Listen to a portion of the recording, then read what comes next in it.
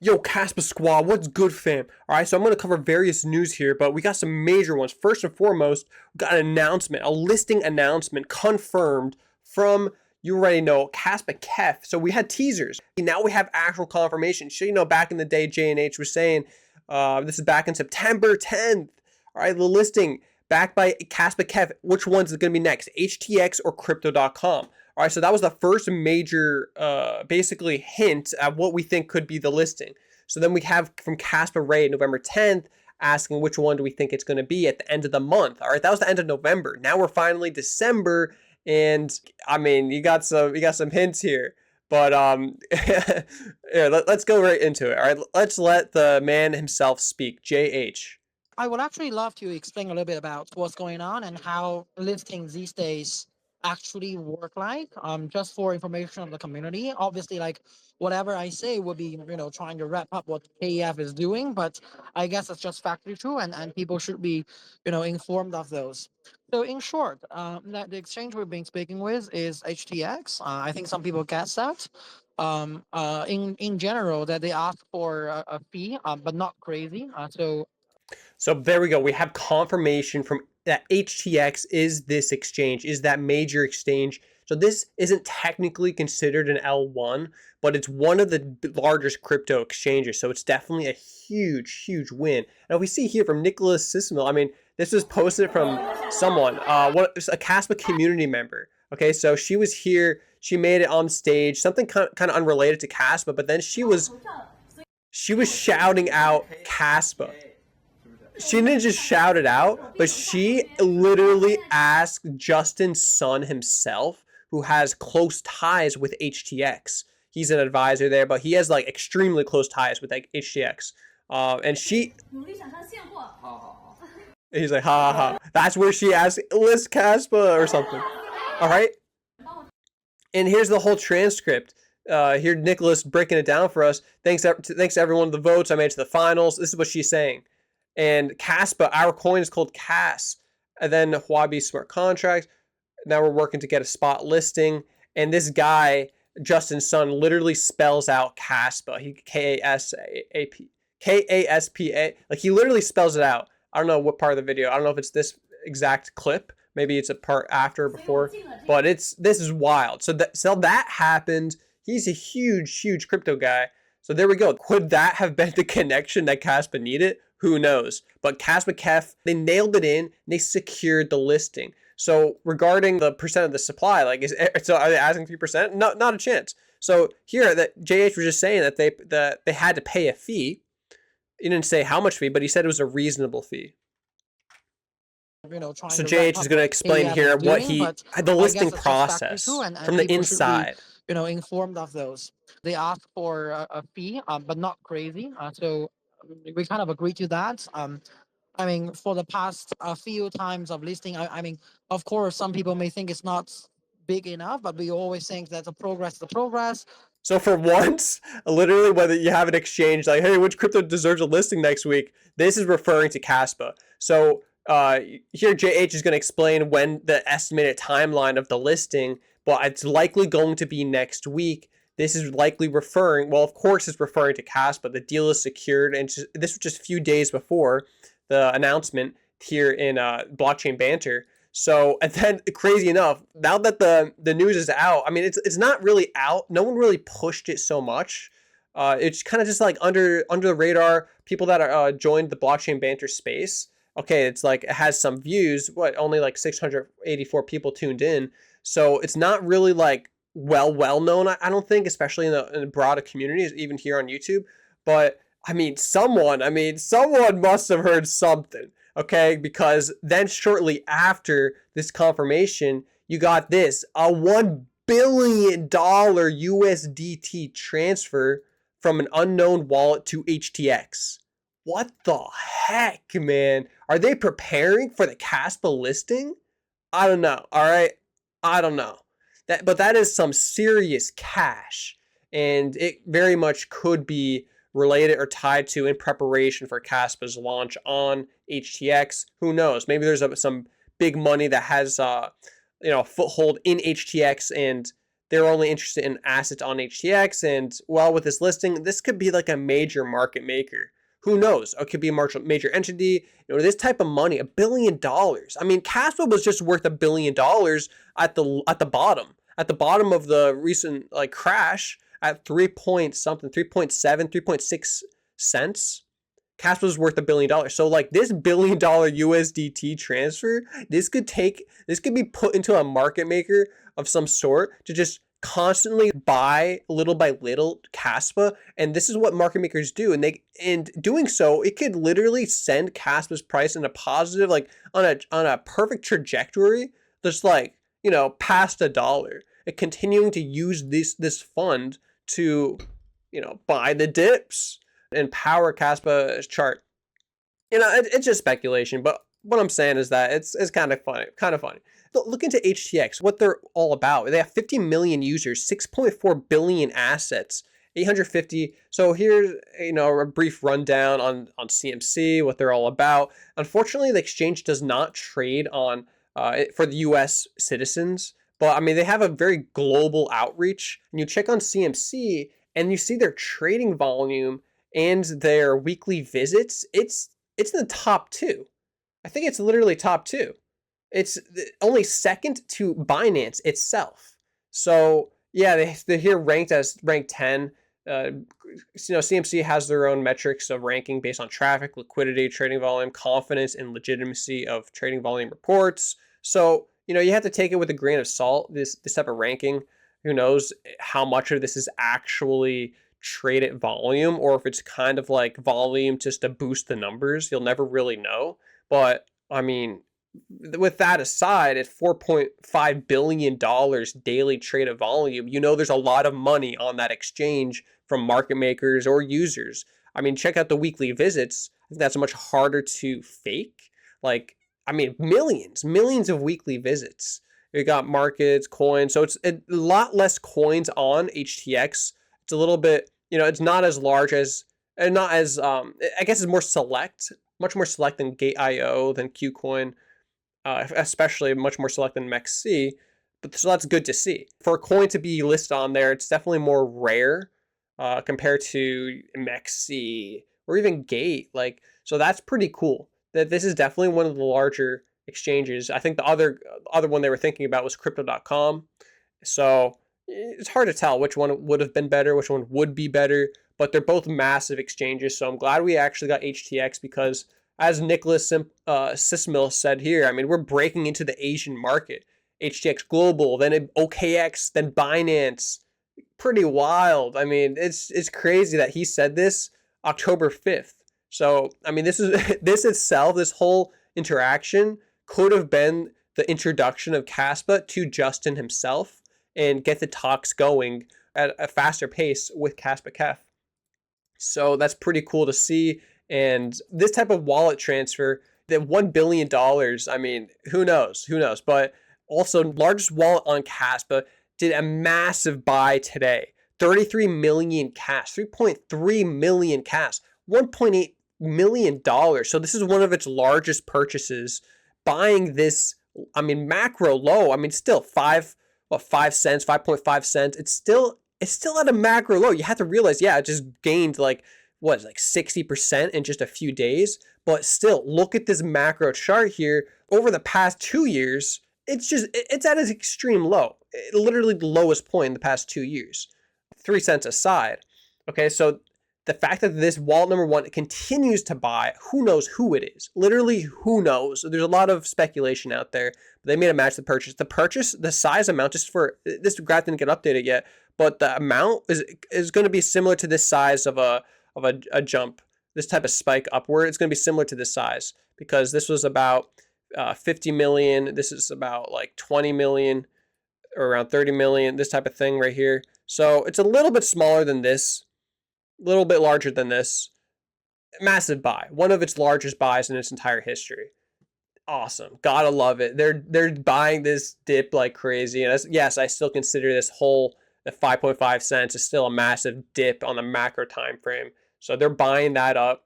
And then we have Bank of America predicts the Feds will cut rates next week. Bullish for markets. So we already officially finished quantitative tightening. So what comes next is quantitative easing. That's what's coming, where the Feds are going to very likely predicts that they're going to cut the rates next week. This is extremely bullish. And yeah, what a time to be, even having this listing for HTX. Yo, guys, there's another crazy deal, holiday season deal, save up to 50%. All right, so here we go with the Ledger. All right, so this deal is regarding Ledger. What's up with Ledger? There's two main things that I like about Ledger compared to Tangem. All right, so first off, Ledger, you're able to use it on the L2, Kaspa L2. So the zkEVM, Kasplex zkEVM, and with Igra Labs, you're going to be able to save your asset or secure your assets on Ledger via MetaMask. Okay, so you literally you link your Ledger on the MetaMask. That's how you can access the EVM compatible L2 on Kaspa. So that includes Igra Labs and Kasplex. That's what's the good thing, because Tangem doesn't currently support Kasplex L2 or Igra Labs. Who knows when Tangem will support the L2 of Kaspa? We don't know. But Ledger currently does. That's what I'm using to store and secure my assets on the L2. I use it and store it on Ledger. I mean, I don't want to be storing this stuff on a hot wallet. So that's what I'm doing. And you got some crazy deals here. Some good deals. I mean, yeah, it costs a lot for all this stuff, but the simplest one, Ledger Nano X, half off. That's pretty crazy.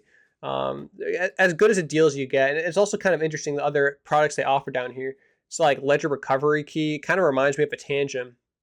Basically, you tap to restore your assets, your wallet. Your seed phrase gets linked on this little recovery key. It's a new thing they released. Kind of cool. But yeah, definitely check this stuff out. So that's the one thing, is that it's compatible with the Kaspa L2, unlike Tangem. But the other thing too that I also really do appreciate with Ledger is that you can have as many Kaspa wallets or crypto wallets as you want. You can just keep making them. It doesn't even matter. So it allows so much more anonymity, and with that, some privacy for your holdings. Whereas Tangem only gives you one Kaspa wallet address, one crypto wallet address per crypto, per coin. Ledger allows you to do that because it's based on a seed phrase. Basically, it can create many different wallets based on the seed phrase. It can create many different private keys based on the seed phrase, unlike Tangem, which is based solely off of a private key, a single private key. That's just how they work. That's just the two ways, okay? I really do love Tangem. I like how it's just 3 cards, no seed phrase. But Ledger, I also very much appreciate the fact that you can have so many different wallets and whatever. You can have your sister, your brother, your wife, they can all have their own separate wallets, and it's nice to compartmentalize everything, and especially as a cold wallet. So that's what's good with Ledger. You got some crazy deal. Looks like it's going to go into the holiday season, with December, the new year, perhaps. Who knows exactly when it's going to end, but this is also the same exact deal they had for Black Friday. Now we got Tangem deal as well. This is going to end on December 5th. I have both of them. I use them for 2 different things. Like this Tangem I use for the L1, the Ledger I use for the L2, and they get the job done. Ledger also offers more wallet addresses. If ever I need like another wallet address for something on the side, then I just have it for there. I keep everything secure. So that's what's up. I want to hear some more what JH is saying here about listing process. So we kind of agree to that. I mean, for the past few times of listing, I mean, of course, some people may think it's not big enough, but we always think that the progress for Whitebit and for Kraken USDT trading pairs. Yeah, basically saying with HTX, is it large enough? But and now for HTX, because yeah, JH and Kasplex, like they fund it. Also, the Kraken USDT pairing, that whole pairing on that exchange, as well as Whitebit. Whitebit was definitely a smaller exchange, so people were a bit skeptical of what this like teasing was all about. So HTX, I definitely think it's definitely in the right direction, and that's what JH is trying to explain here. We deem as reasonable, we will actually pay for it. I think that I'm not sure if many of the community understand this, but it's actually true that Kaspa is a very developed and very new chain. It's UTXO model, and it's 10 blocks per second now. So it's actually presented a lot of challenges for exchanges to integrate on this new chain. All right, huge point. Huge point. I've been trying to iterate as well that it's a huge challenge for exchanges to integrate Kaspa technology. It's like nothing ever done before. The block DAG is as unique as you can get in crypto. I mean, yeah, it's built off of it's Nakamoto consensus, it's proof of work, but it's a new proof of work. It's a new layer one proof of work. The block DAG, it's like nothing other. And then with 10 BPS, like you need to have a system, like the exchange needs to have node infrastructure, needs to have all of it integrated within their existing systems. Like it's a large ask. So it takes a lot of development work from exchanges to get this done. Some of this cost may actually be covering their developer expenses. Let's say if they have So yeah, like the listing fees that these exchanges ask for, JH is basically explaining that it's going to be covering the cost of this type of development, developer fees, like the developer costs to be able to integrate that technology on that specific exchange. So yeah, so that's why it takes a lot longer. I can see a lot of times that HTX exchange teams is asking questions to clear stuff, and other Kaspa core people in the group are saying, hey, they have these bugs, they have these issues, they want to. Yesterday, I think they were talking about the orphan trees or history or something like that. I'm not an expert on those. So yeah, I think things are in progress. So there you go. I mean, like these exchanges and their representatives, they're asking some real deep questions because their developers are having these questions. For example, with orphan blocks, I mean, JH was just saying right now, these questions are being asked, so you already know that they're already interested in getting this type of block DAG integrated on their system. But it takes a lot of time, it takes a lot of work, it takes a lot of money. We also approved their so-called budget for listing. So that should happen. I mean, that could have happened last week, but I think they're trying to secure their technology and so on. So that could happen like the next week or something. That's what I learned. So there we go. JH confirming that the listing fee is paid for, it's covered, and they were actually expecting the listing to happen last week. So that's why they gave that November, what do you think is going to happen this month? But they were basically having more questions regarding the integration of the block DAG. So they're trying to get up to speed with that type of integration work. So that's why he's predicting it could happen next week. This is a listing on HTX. Learned from. Another information is that, again, I'm not entirely sure on the community's position on if we should actually care that much about centralized exchanges. But again, just for information, like a few weeks ago, so there is this guy on Twitter called Crypto to Die, I think, that's was performing the so-called pressure test on Kaspa. So you can see that Kaspa network has been experiencing 3 to 4,000 transactions per second all the time. And that's really awesome because it's kind of incredible and the only time that a proof of work network can do that. But if you were in those exchanges groups, you will see a lot of messages popping up every day during those days, because they were mostly using the api.kaspa.organizations, and those APIs are not strong enough to support this thin blocks and high TPS. Um, so, of course, to be very fair, this is not anything wrong with Kaspa. Kaspa is fantastic technology. It's about the problem of infrastructure, as there's no, strong enough node services for exchanges. But exchanges like BitGats, they're So there you go. JH again explaining how the problem isn't with Caspa. It's the problem is with it just takes a lot of work, especially going from 1 BPS to 10 BPS. That's a huge upgrade that these systems need to be able to manage at those speeds, the transactions and everything. I mean, literally everything. So it gets very complicated for them. But of saying, course, hey, I mean, that's the Caspa block DAG. It's just a matter of time for integration. And once integration comes in, you see these big players coming in. it's a problem Kaspa, da da da da da, and you have to explain to them. So yeah, like sometimes it's very challenging for um um centralized exchanges to interact with Kaspa when they are mostly used to EVM compatible chains, and then these days mostly just tokens, not coins, because you're not actually seeing a lot of new layer ones these days. That's why it sometimes takes a little longer, but trust me that everyone is trying their best to get Kaspa listed in as many places as possible. Of course, everyone wants Binance, OKX, and Coinbase, but who knows, right? Like any single step forward is a step forward. That's what I think. Yeah, I totally agree with you, Jenny. And the thing with, I suppose, these bigger sectors as well, these bigger tier one sectors, is I'm just assuming this, but I'd assume they have more compliance issues that they have to get around as well when listing things like Casper, for example. And like you said, because it's such brand new architecture to them, most of them are used to just copy paste because it's like, again, most of the stuff that they list is EVM compatible. But because Kaspa is its completely own layer one proof of work, they have to deal with a whole new architecture. So is that sort of the main reasons for tier ones? Do you think maybe not listing as quickly as? Yeah. For some tier ones, yes.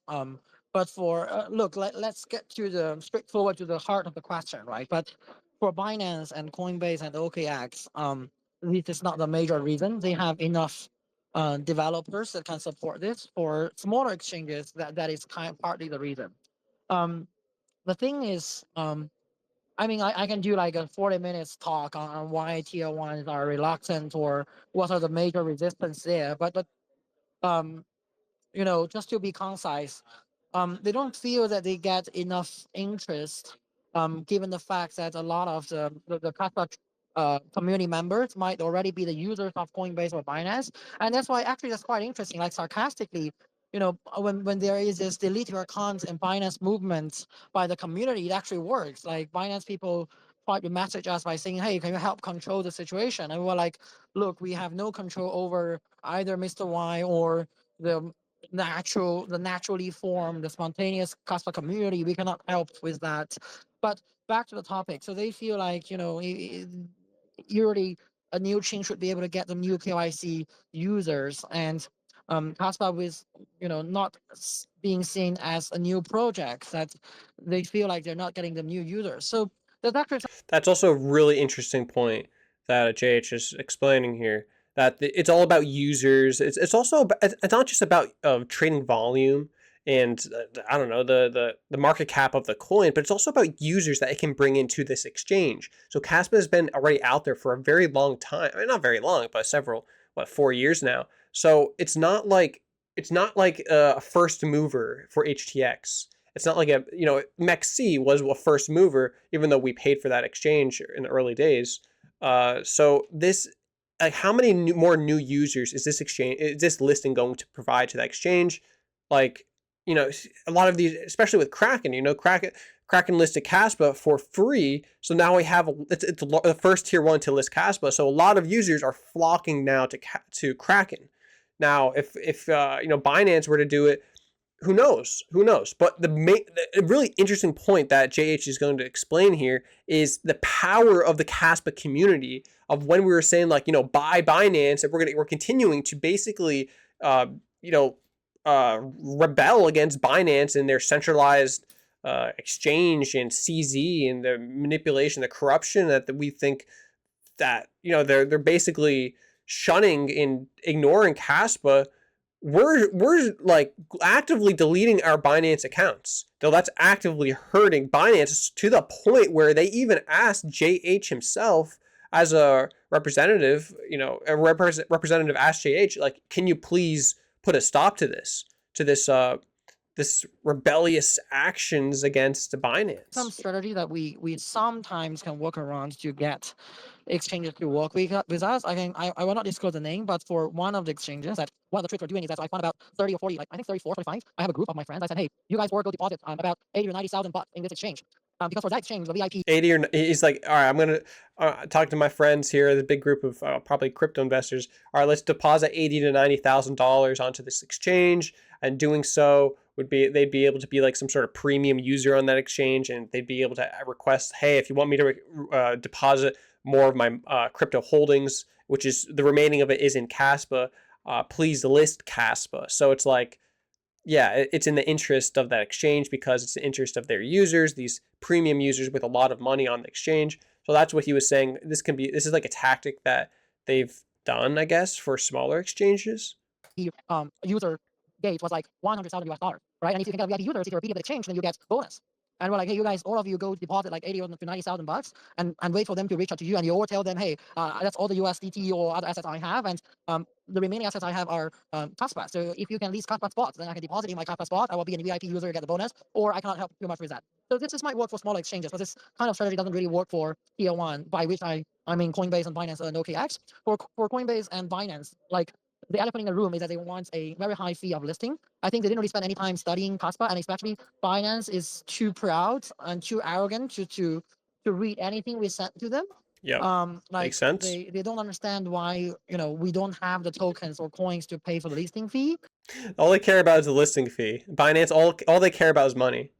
They feel that we are a very high market cap project, so we must be able to afford it. And we are And that's the thing. It's like, at what point are they going to realize that, oh, wait a sec, this Kaspa, like the community, they will never be able to pay this listing fee. They'll never be able to do it. They'll never be able to pay 3% of the supply. Like, at what point is that going to click for them? Because there's going to be a point where that will click for them. Because right now they're still in basically denial. JH is explaining here. I don't know how recently this communication was with Binance, but probably very recently, where they're like, they're not even reading the materials about Kaspa. They're just like, they're not believing the fact that, you know, Kaspa is worth over $1 billion and that no one can pay the fee. Like, they don't understand that, because this type of fair launch proof of work hasn't ever existed, or even it's such a massive fair launch project has never existed since Bitcoin.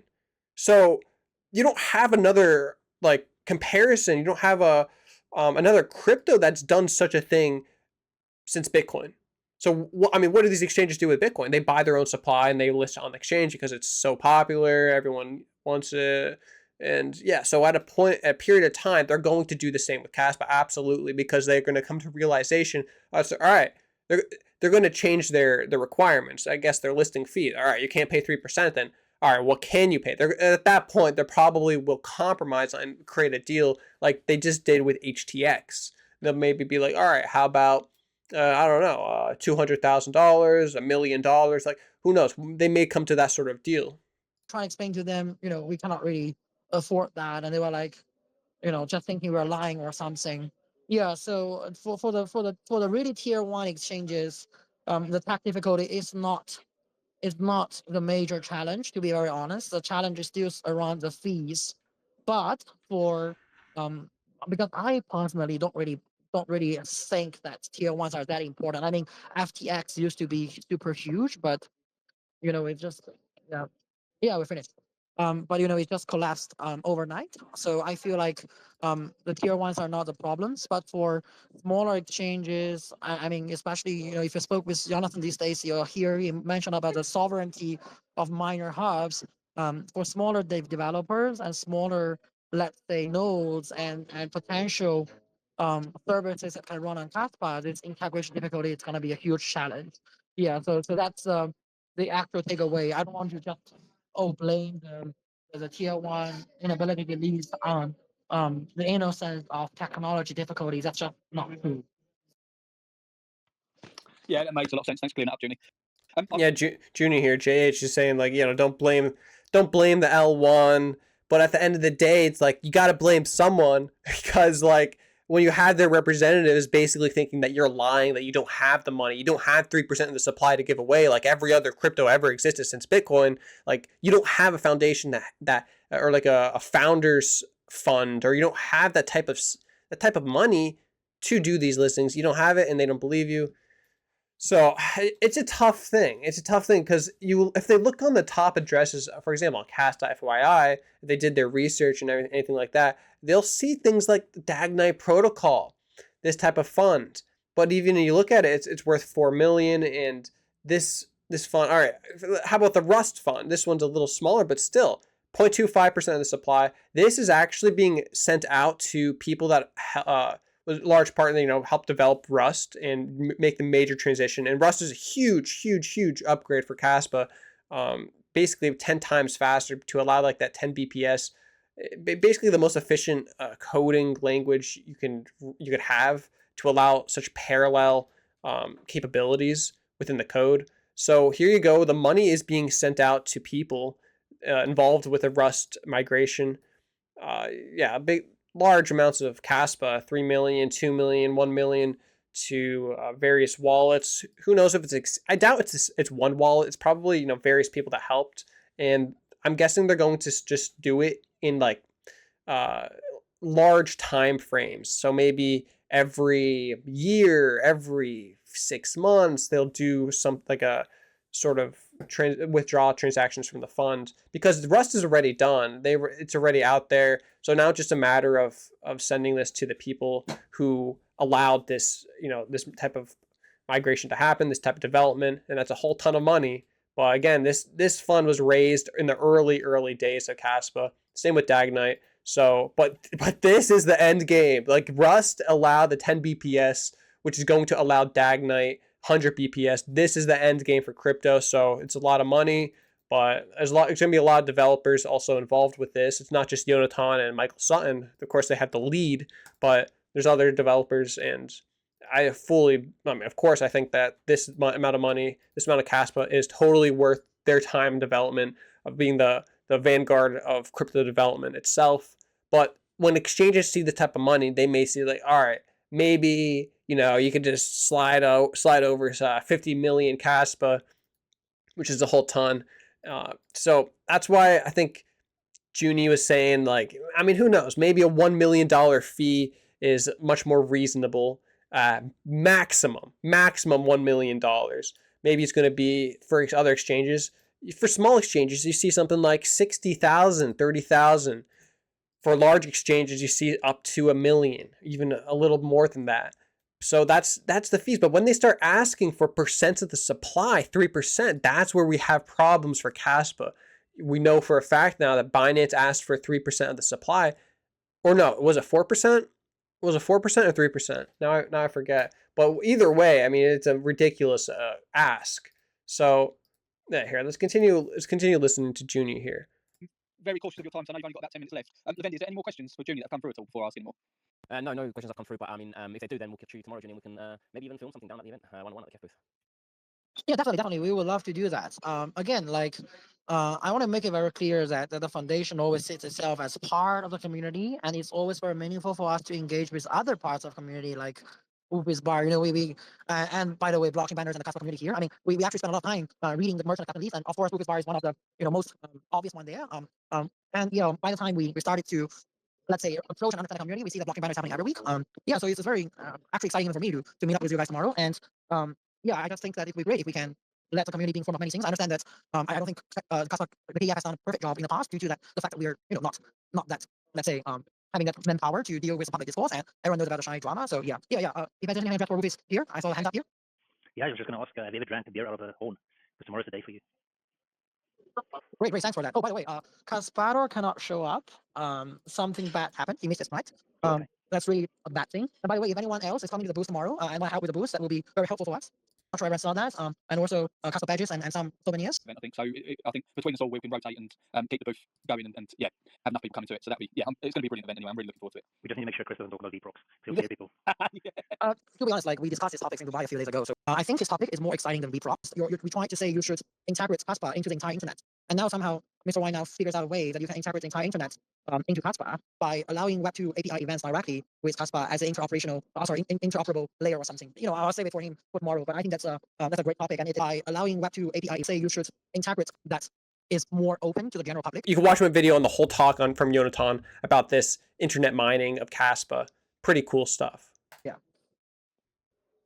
Just to be concise, they don't feel that they get enough interest, given the fact that a lot of the Kaspa community members might already be the users of Coinbase or Binance, and that's why actually that's quite interesting. Like, sarcastically, when there is this delete your accounts and Binance movement by the community, it actually works. Like, Binance people try to message us by saying, hey, can you help control the situation? And we're like, look, we have no control over either Mr. Y or the naturally formed, the spontaneous Kaspa community. We cannot help with that. But back to the topic. So they feel like, usually a new chain should be able to get the new KYC users, and Kaspa with... Man, that's so funny. Please control your people. Please control your Caspians. Stop saying bye, Binance. That's so funny, man. Binance.